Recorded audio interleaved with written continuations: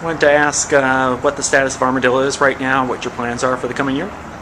So we're pretty busy with our two major customers right now, with the Rocket Racing League getting ready for its first public air show with 2 airplanes flying on our rocket systems, and the work we're doing for NASA with the prototype vehicles for methane propulsion. And that work's going to be continuing for several months yet, but we are busy working on our own directions for increasing the altitude of our current modular vehicles. And we expect to be, any week now, topping out at our 6,000-foot ceiling at our home base in Caddo Mills, and then we'll be moving up to Oklahoma for flying to an undetermined altitude yet. We're still waiting for kind of a final word from the FAA about what we'll be able to do there, but we expect at least 20,000 feet.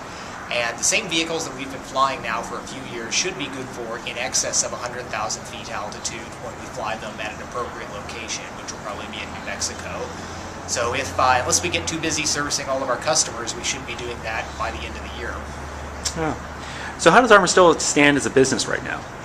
Well, we've had an operating profit for the last 2 years. I haven't made any dent in paying back the investment that I've made in the company over the years, but you know, it's operating as a successful small business right now. We are very much hoping that we can migrate into the more profitable operations and getting out of the sort of contract work. We want to be serving customers in more of a retail fashion, where we're booking regular flights on there rather than negotiating particular contracts for particular services. Yeah. What do you see sort of the current state of this new space, suborbital industry in particular, and the prospects of NASA getting more involved with the cruiser program? Well, the cruiser program really looks like the ideal program. If it plays out the way it's being pitched right now, it's exactly what the industry needs to grow at a very rapid rate on here. The amount of money that they're looking at spending for suborbital flight operations is more than enough to justify several vibrant operators in there carrying payloads. And we have our fingers crossed where if that, I mean, I told one of the NASA people that if we knew for sure this was happening right now, I would be out hiring more people today. But they say, no, don't do that. We don't know that this is for sure yet. So I'm very hopeful that that works out. It will change how we operate if that does come to pass. If not, we'll carry on kind of on our existing trajectory. Yeah, is there anything that particularly concerns you on the technical side or the business side or the market side about the biggest thing you may worry about at Armadillo?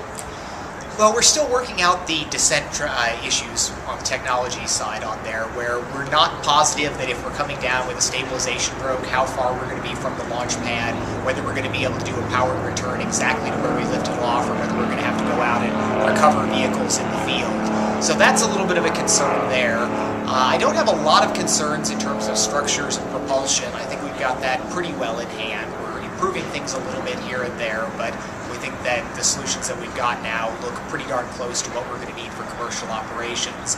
And on the regulatory side of things, it's going to be, we've got a window where as long as we stay under the 200,000 pound-seconds and we're using the 101 Class 3 waiver rockets, the business case looks really nice and easy.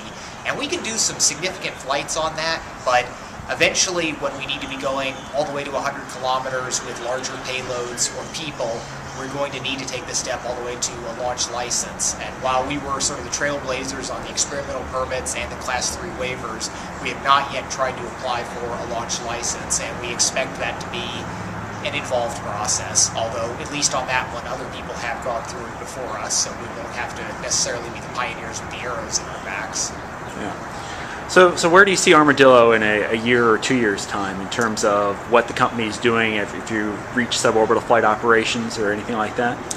So I would say it depends a lot on the cruiser program, where I am in a position now where I can invest more of my own money to grow the company faster if it looks like there's a secure market there. And if the cruiser program does go through, that will be a good enough sign for me that I'm willing to to step up the pace of my investment in it, which will get us there, get us where we're going faster. But our existing relationships with NASA and with the Rocket Racing League are probably going to be good enough customers for us to continue on as we are if necessary.